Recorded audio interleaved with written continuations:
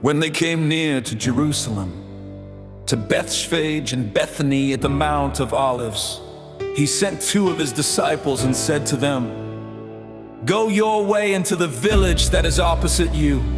Immediately as you enter into it, you will find a young donkey tied, on which no one has sat. Untie him and bring him. If anyone asks you, 'Why are you doing this?' say, 'The Lord needs him,' and immediately he will send him back here." They went away and found a young donkey tied at the door outside in the open street. And they untied him. Some of those who stood there asked them, "What are you doing, untying the young donkey?" They said to them, just as Jesus had said, and they let them go. They brought the young donkey to Jesus and threw their garments on it, and Jesus sat on it. Many spread their garments on the way, and others were cutting down branches from the trees and spreading them on the road. Those who went in front and those who followed cried out, "Hosanna!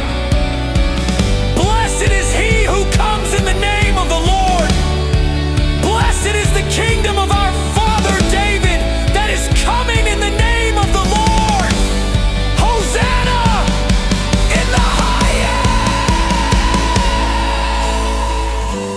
Jesus entered into the temple in Jerusalem. When he had looked around at everything, it being now evening, he went out to Bethany with the 12. The next day, when they had come out from Bethany, he was hungry. Seeing a fig tree afar off having leaves, he came to see if perhaps he might find anything on it. When he came to it, he found nothing but leaves, for it was not the season for figs. Jesus told it, "May no one ever eat fruit from you again." And his disciples heard it. They came to Jerusalem, and Jesus entered into the temple and began to throw out those who sold and those who bought in the temple, and overthrew the money changers' tables and the seats of those who sold the doves. He would not allow anyone to carry a container through the temple. He taught, saying to them, "Isn't it written, 'My house will be called a house of prayer for all the nations'? But you have made it a den of robbers."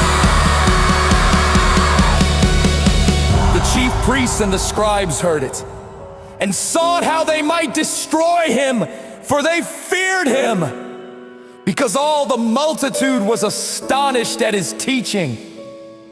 When evening came, he went out of the city. As they passed by in the morning, they saw the fig tree withered away from the roots. Peter, remembering, said to him, "Rabbi, look, the fig tree which you cursed has withered away." Jesus answered them, "Have faith in God, for most certainly I tell you, whoever may tell this mountain, 'Be taken up and cast into the sea,' and doesn't doubt in his heart, but believes that what he says is happening, he shall have whatever he says.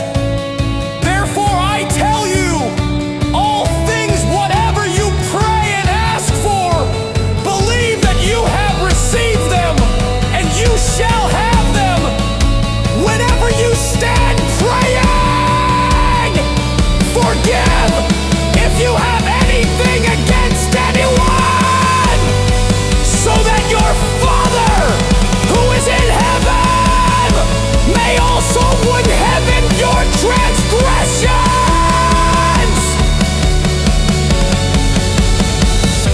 They came again to Jerusalem, and as he was walking in the temple, the chief priests, the scribes, and the elders came to him, and they began saying to him, "By what authority do you do these things? Or who gave you this authority authority to do these things?" Jesus said to them, "I will ask you one question, answer me, and I will tell you by what authority I do these things. The baptism of John, was it from heaven or from man? Answer me." They reasoned with themselves, saying, "If we should say, 'From heaven,' he will say, 'Why then did you not believe him?' If we should say, 'From men,' they feared the people, for all held John to really be a prophet." They answered Jesus, "We don't know." Jesus said to them, "Neither will I tell you by what